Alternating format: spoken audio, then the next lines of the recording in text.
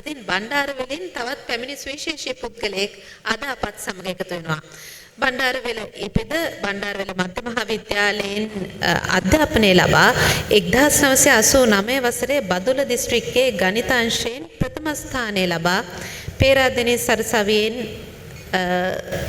උපාධිය ලබාගෙන ශිෂ්‍ය නායකයෙකු ලෙස දේශපාලනයට පිවිසෙන ඔහු මෙවර පාර්ලිමේන්තු මැතිවරණයේදී බදුල්ල දිස්ත්‍රික්කයේ අපේක්ෂකයෙකු ලෙසත් කටයුතු කළා.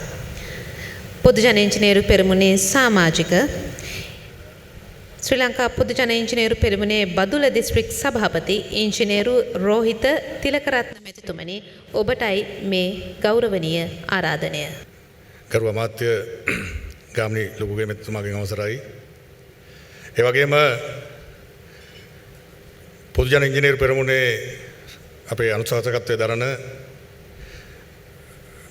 අපේ විශ්වවිද්‍යාලයේම ජ්‍යෙෂ්ඨ මහාචාර්යවරයෙක් ලෙස කටයුතු කරන අපේ රංජිත් දිසානායක මැතිතුමාගෙන් අවසරයි.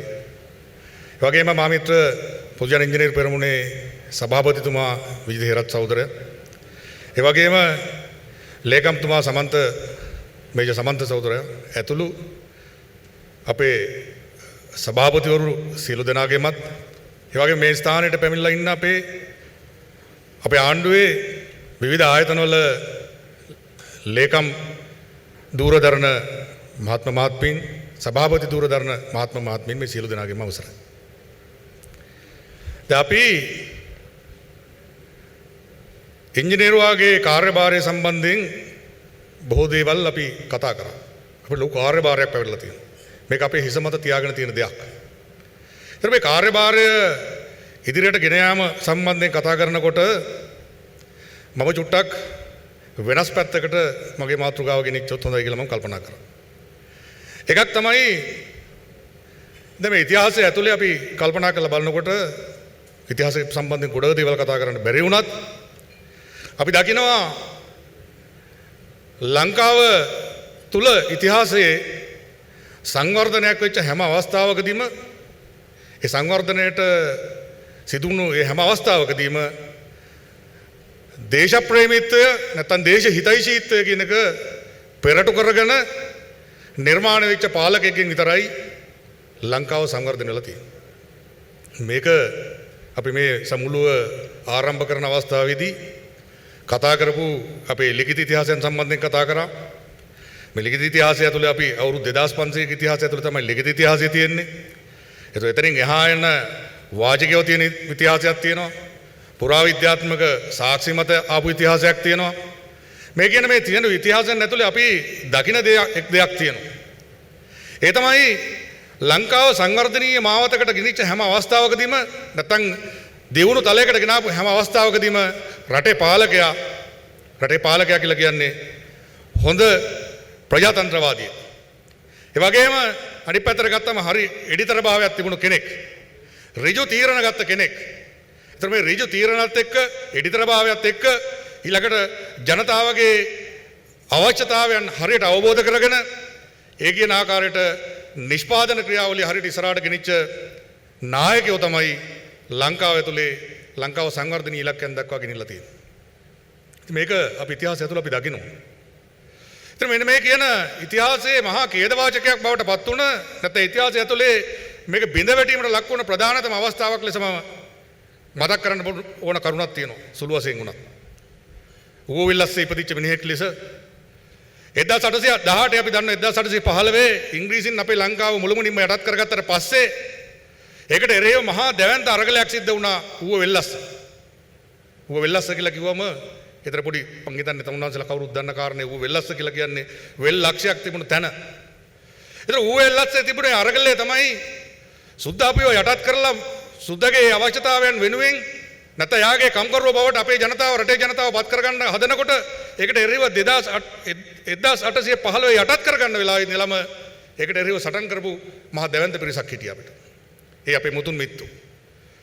සමහර විට නුවර ඉන්න සමහර රදල පැලන්තියේ කොටස් මේකට එරෙහිව සුද්දත් එක්ක කටයුතු කරමින් ඉන්න අවස්ථාවවලදී පවා අපි එදා කතා කරන බූටාවේ රටේ රාල්ලා, කොවුකුමරේ රටේ රාල්ලා, ඒ වගේ හිටපු නායකයෝ ඒ රටේ ඒ ප්‍රදේශයේ ජනතාව සංවිධානය කළ ඉස්සරහට ගෙනාවා. ඒ ගෙනල්ලා සටන් කරා, සුද්දත් එක්ක සටන් කරා. තාමත් ඒ භූමි ඒ විදිහටම තියෙනවා. ඒකෙන් පස්සේ ඒ විදේශිකයන් අපිව යටත් කරගන්න ඊළඟට කරපු දේ තමයි අපේ ආර්ථිකය මුළුමනින්ම බිඳ වැටුවා. වාර ඉතිහාසය මකලා දැම්මා. වැව්වමුණු වේලි කැඩුවා. අපේ රටේ ජනතාව ඝාතනයට ලක් කරා. මෙන්න මෙහෙම ආපු යුගයක් අපි දැක්කා. අපි දකිනවා මෙතනින් පස්සේ ඇති වෙච්ච තත්ත්වය ඇතුලේ රටේ මෙතනින් මෙහාට ආපු ඉතිහාසය ඇතුලේ අපි එක්තරා විදියක දීන ස්වභාවයකට පත් කරා. මේ දීන ස්වභාවයකට පත් කරපු මේ තත්ත්වය වෙනස් කරන්න පුළුවන් ආකාරයේ නායකයෙක් අපි මේ කියන 70 වසර ඇතුළතදී යම් මට්ටමකට මොහොදු වෙමින් ආවා වුණත් නමුත් බිඳ වැටීමට ලක් වුණා. ඉතින් මේක අපි දකින දේ තමයි සුද්ධදීපුවේ ප්‍රජාතන්ත්‍රවාදය ඇතුලේ අපේ තිබුණේ ආසියාතික සමාජ ක්‍රමයට වෙනස් ආකාරයේ ක්‍රමයක් නිර්මාණය වුණාට පස්සේ දැන් සිදුවෙමින් පවතින දෙයක් තියෙනවා. අවුරුදු 5න් පාට ආණ්ඩු මාරු වෙනවා. අවුරුදු 5න් පාට ආණ්ඩු මාරු වෙනවා. උපරිම ගියොත් අවුරුදු 10ක කාල සීමාවක් තමයි යන්න පුළුවන්කමක් තියෙන්නේ. හැබැයි මේ අවුරුදු 5න් පාට ආණ්ඩු මාරු වෙන ක්‍රියාවලිය ඇතුලේ අපි අත්දකින්න දේ තමයි අපි හැමදාමත් එක වෙලාවකදී දේශප්‍රේමීත්වය පෙරටු කරගත්ත රට ගැන හැඟීමක් සහිත කණ්ඩායමක් අතර බලය මාරු වෙනවා. ඊළඟට ප්‍රජාතන්ත්‍රවාදය සහ දූෂණය කියන දේ පෙරටු කරගෙන නැත්නම් දූෂණ විරෝධී ප්‍රජාතන්ත්‍රවාදය කියන ඉස්සරහට දාගත්ත තව කණ්ඩායමක් ආපහු බලයට එනවා. මෙන්න ඇවිල්ලා ඊළඟට ආපහු වෙන විදියකට මේ රට ගෙනියන්න හදනවා. මෙන්න මේ ක්‍රියාවලිය ඇතුලේ අපි හැමදාම අත්විඳ දේ තමයි අපි ඉන්නවා උඩට එනවා ආපහු වැටෙනවා උඩට එනවා ආපහු වැටෙනවා. මෙන්න මේ කියන தත්ත්වයට එරෙහිව අපි දකින දේ තමයි පෞද්ගලික ඉතිහාසය ඇතුලේ අපි කරපු දෙයක් තිබුණා. ඒ දේ තමයි පෞද්ගලික 2015 බිඳ වැටුණු නැත්නම් 2015 නිර්මාණය වෙච්ච රාජ්‍ය අවුරුදු 5ක් ඇතුළත යන්න කලින් ආණ්ඩුව අවුරුදු 5ක් යන්න කලින් වෙනස් කරන්න පුළුවන් මහා දැවැන්ත බලයක්. ඒ දේශප්‍රේමීත්වය සහ අනිත් පැත්තෙන් ගත්තම දේශ හිතයිෂීත්වය කියන එක පෙරටු කරගෙන අපිට ගේන්න පුළුවන්කම ලැබුණා. මේකෙදි විවිධ පෙරමුණු මේකට එකතු වුණා. ඉංජිනේරුවන් එකතු වුණා, වෛද්‍යවරු එකතු වුණා, කලාකාරයෝ මේකට එකතු වුණා. ඒ වගේම අනිත් පැත්තෙන් ගත්තම වෙනත් වෘත්තීන් කළ ඉන්න වෘත්තිකයන් මේකට එකතු වුණා. රටේ ජනතාව එකතු වුණා, ගොවි ජනතාව එකතු වුණා. අනිත් එතනින් යාට ගියාම වෘත්තිකයෝ එකතු වුණා. මේ එකතු වෙලා එක තීන්දුවක් ගත්තා. දැන් තව දුරටත් මේ කියන ක්‍රියාවලිය ඉස්සරහට යන්න දෙන්න බෑ. එහෙම නැත්නම් අපේ රට මෙතනින් එහාට වෙනස් ආකාරයකට එහෙම නැත්නම් ගොඩනගන්න පුළුවන් ආකාරයකට අපි වෙනස් කරන්න ඕනේ කියලා. මෙන්න මේ ගත්ත තීන්දුවේ මල්පල ගන්නපු අවස්ථාව තමයි අපි දකින්නේ 2019 නොවැම්බර් මාසයේ කියලා කියන්නේ. ඒ තමයි අපේ ශ්‍රේෂ්ඨ නායකයා අද දවසේ අපි අතිගරු ජනාධිපතිතුමා ගෝඨාභය රාජපක්ෂ මැතිතුමා ජනාධිපතිතුමා බලයට ආපු අවස්ථාව. එතුමා ඒ බලයට ගෙනීම සම්බන්ධයෙන් වන ක්‍රියාවලියේදී මම දන්නවා අපේ ඉන්න මෙතන ඉංජිනේරු සහෝදරු හැමෝමත්ම වගේ වගේම වෙනත් වෘත්තිකයන් හැමෝමත්ම වගේ කලාකරුවන් හැමෝමත්ම වගේ මහ දැවැන්ත මෙහෙයක් කරා. ඒකේ ප්‍රතිඵල තිබුණා. ජනතාව දැක්කා. ජනතාවගේ හදවතට ඒක දැනුණා. ඒ දැනීමේ ප්‍රතිඵලය තමයි 69 ලක්ෂයක් ඡන්දත් එක්ක එතුමා ජනාධිපති ධූරයටපත් වීම. ඊළඟට එතුමාගේ ඇවිල්ලා ක්‍රියාකලාපය නැත්නම් එතුමාගේ පාලන ක්‍රියාවලිය ඉස්සරහට යන විදිය දැක්ක ජනතාව. ඒක ඇතුළේ තිබුණ සාධනීයත්වය දැක්කා. ඒ සාධනීයත්වය දැකපු නිසා තමයි එතනින් යාට අපි දකින්නේ ඊළඟට පාර්ලිමේන්තුව නිර්මාණය කරද්දී 1978 ජේ.ආර්. ජයවර්ධන මහත්තයා නිර්මාණය කරපු 78 ව්‍යවස්ථාව තුළ කවදාකවත් 3/2 බලයක් ගන්න බැහැ කියලා කියපු තත්ත්වයක් උනත් පරාජයටපත් කළා. රටේ ජනතාව 3/2 බලයක් දෙන්නේ මේ ආණ්ඩුවට. ඉතින් එහෙම මහා දැවැන්ත පාලනයක් නිර්මාණය කරලා තියෙනවා දැන්.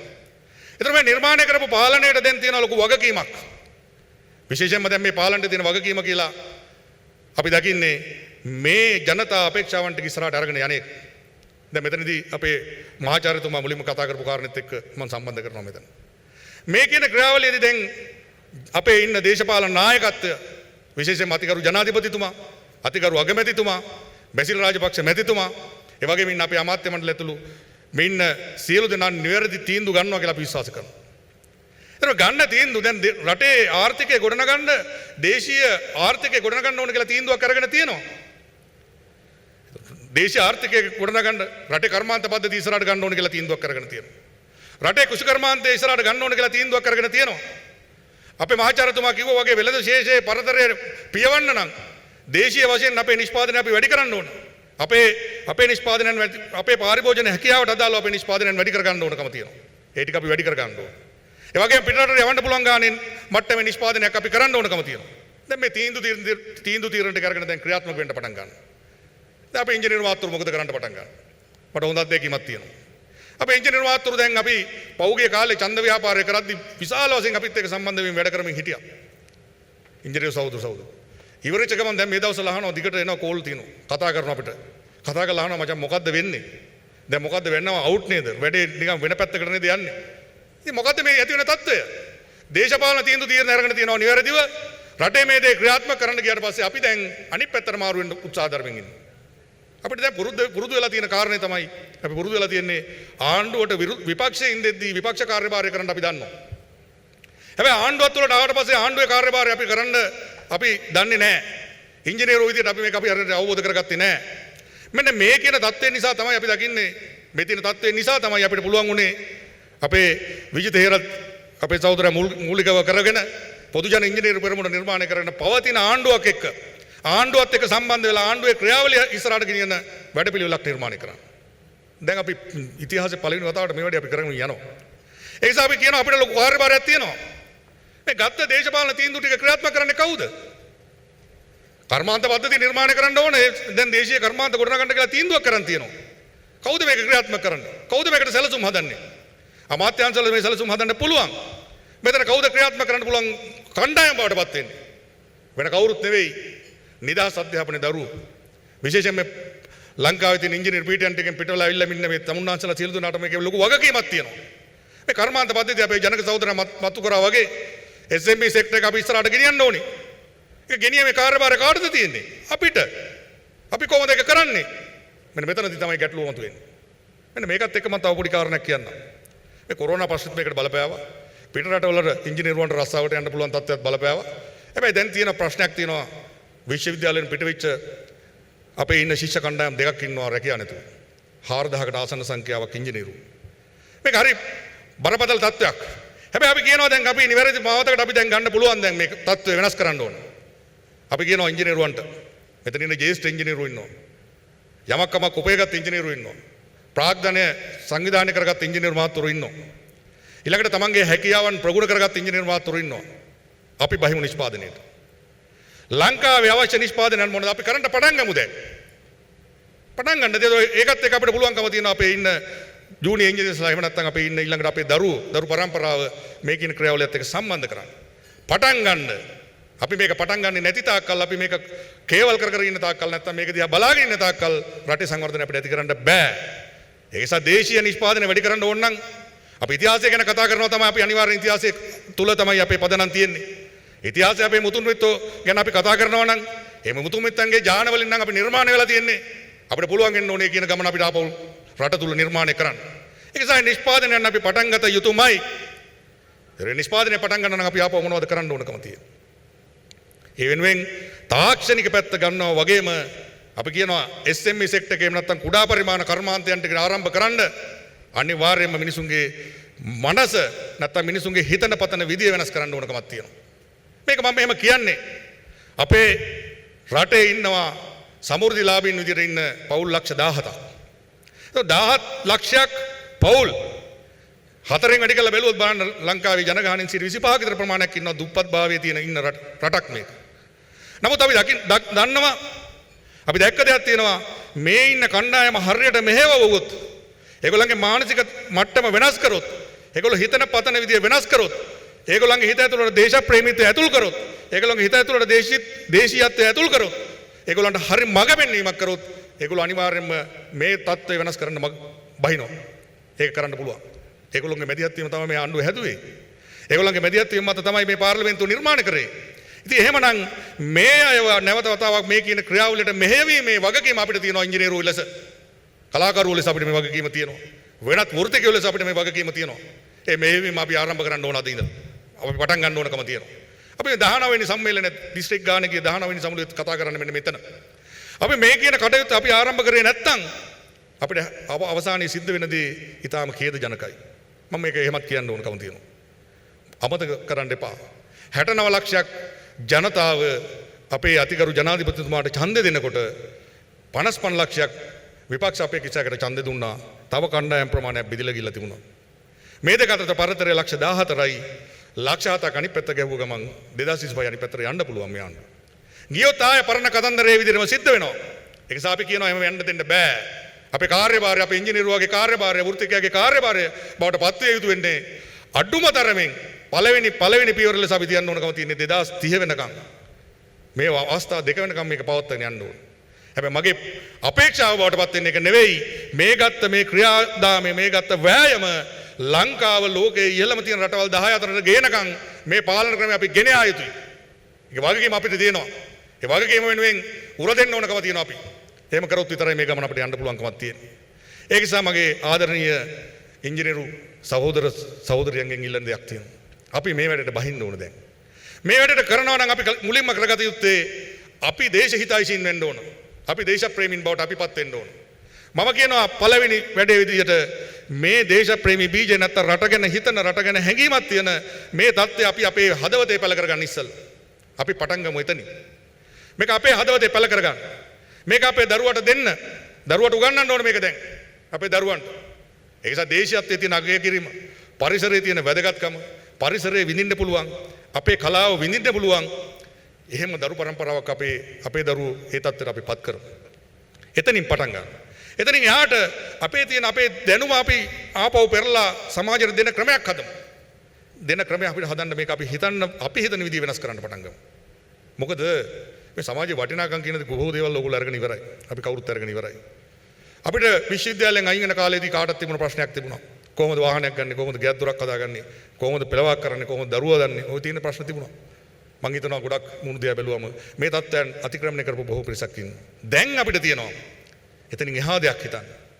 තමන්ගේ දෙමව්පිය රකින්න වගේම මේ රට රකින්න, මේ රට ආදරය කරන්න, මේ රට ආදරය කරලා මේ රට ආපෞසරයක් බටහිර නැත්තම් පිටරටියන්ට යටත් නොවන තත්ත්වයට පත් කරගෙන මේ රට ලෝකයේ ඉහළම තැනකට ගෙනියන්න වගකීම අපිට තියෙනවා. ඒ නිසා මම කාලය පිළිබඳ ප්‍රශ්නකුත් මතුවලා තියෙන නිසා අපේ මේ ඉන්න සියලුම ඉංජිනේරු සහෝදරයෝ සියලු දෙනාගෙම ඉල්ලනවා. අපි පටන් ගමු මෙතනින්. අදින් පටන් ගමු. අදින් මේ බීජය අපි අපේ හදවතේ පැල කරගමු. ඒ පැල කරගෙන අපිට ඉන්න හොඳ නායකත්වයක්, රටට දෙන හොඳ නායකත්වයක්. ඒ නායකත්වය අපි හරියට අරගෙන මේ ගමන ඉස්සරහට ගෙනියමු. මේකේ තව දෙයක් මම මතක් කරන්න ඕනකමක් තියෙනවා. මේ වැඩේ අපි කරගෙන යනකොට මේ දේශප්‍රේමීත්වය හරහා දැන් 2015 ආණ්ඩුව පෙරළුවානේ. දේශප්‍රේමීත්වය නැත්තම් දේශීතයිසිත්වය ඉස්සරහට ගෙනල්ලා රට ගැන හැඟීමක් තියෙන, රට ගැන කැක්කුමක් තියෙන මේ තත්ත්වයන් අපි අරගෙන ගෙනල්ලා ගෞරවනීය ස්වාමීන් වහන්සේලා මේකට එක්ක සම්බන්ධ කරගෙන කලාකාරව සම්බන්ධ වෙලා, වෘත්තිකයෝ සම්බන්ධ වෙලා මේ වැඩේ අපි කරා. දැන් මේගොල්ලෝ ආපහු කල්පනා කරමින් ඉන්නවා මේක බිඳවට්ටන්නත් මේ වැඩේම පාවිච්චි කරා. මේක හරියට අපි තේරුම් නොගත්තොත් එහෙම ලොකු අරුබුදයකට අපි යනවා දැන් එන අපේ සතුරා, එහෙම නැත්නම් මේ කියන අපේ රට ගොඩනගන එකට රේවන සතුරා, අපේ ඊළඟ විරුද්ධවාදියා කියලා අපි කල්පනා කරන කෙනා, විරුද්ධවාදියා දැන් එන්නේ දේශප්‍රේමී මූණුවරක් දාගෙන. මේක අපි තේරුම් නොගත්තොත්, අද තේරුම් නොගත්තොත් ලොකු ඛේදවාචයකට තව වසර දෙකක් යද්දී අපිට යන්න වෙනවා. ඒක නිසා අපි කියනවා මේ වැඩේ අපි හරියට තේරුම් ගන්න ඕනකම තියෙනවා. අපිට පුළුවන්කම තියෙනවා අපේ ඉන්න දේශප්‍රේමීන්ට පුළුවන්කම තියෙනවා ආණ්ඩුව හදන්න. දැන් ගොඩක් වෙලා තියෙන එකයි අපේ ආණ්ඩුව ඇතුළේ ඉන්න සමහර දේශප්‍රේමීන්ට සිද්ධ වෙලා තියෙනෙත් ඒකයි. ආණ්ඩුව හදන්න පුළුවන්. විපක්ෂයේ ඉඳලා කාර්යභාරය කළා ආණ්ඩුව හදන්න පුළුවන්. හැබැයි ආණ්ඩුව ගත්තට පස්සේ මේ දේශප්‍රේමීත්වය පෙරටු කරගෙන මේ රට ගොඩනගන්න හයිය නැහැ. ඒකට තියෙන දැනුම නැහැ, අවබෝධය නැහැ. ඒක නිසා ආපෞසරයක් කරනවා මේකත් එක්ක කේවල් කරන්න පටන් ගන්න. ඒ නිසා අපි කියනවා මේ තත්ත්වයන්ට වෙනස් විය යුතුයි. අපිට ලොකු කාර්යභාරයක් තියෙනවා. මම ඊළඟට කෙටියෙන් පැහැදිලි කරන්නගේ කාර්යභාරය ඒ තමයි අපි දැන් ඉංජිනේරු වෘත්තිකයා සංවිධානය වෙනවා වගේම අපි මැදිහත් වෙලා දැන් ඊළඟට ලොකු ආපහු අනිත් වෘත්තිකයන් සම්බන්ධ කරගෙන කලාකාරව සම්බන්ධ කරගෙන මේ දේශප්‍රේමීත්වය පෙරටු කරගෙන ජනතාව ළඟට ගිහිල්ලා ජනතාව අවදි කරලා ජනතාවත් එක්ක මේ වැඩේට අපි බහින්න ඕන. ජනතාවත් එක්ක මේ වැඩේට බෑලා මේ වැඩේ අපි කරොත් ආපහු කවදාවත් මේක පරාජයටපත් කරන්න බෑ. ඒක නිසා මෙන්න මේ කාර්යභාරයත් එක්ක අපි එකතු වෙමු. ඉදිරියේදී අපි මේ සම්බන්ධයෙන් සාකච්ඡා කරමු. ඉදිරියේදී මේ සම්බන්ධයෙන් සාකච්ඡා කරලා මේ ගමන අපි යමු. මෙන්න මේ ගමනත් එක්ක අපි අත්වල් බැඳ ගන්න කියන යෝජනාව කරමින් කාල වේලා ඉක්මවලා තියෙන නිසා යෝජනා කරමින් තමුන්නාන්සලාට මේ සඳහා සියලු දෙනාටම ධෛර්ය ශක්තිය ප්‍රාර්ථනා කරමින් මම නියම වෙනවා. බොහොමත්ම ස්තුතියි.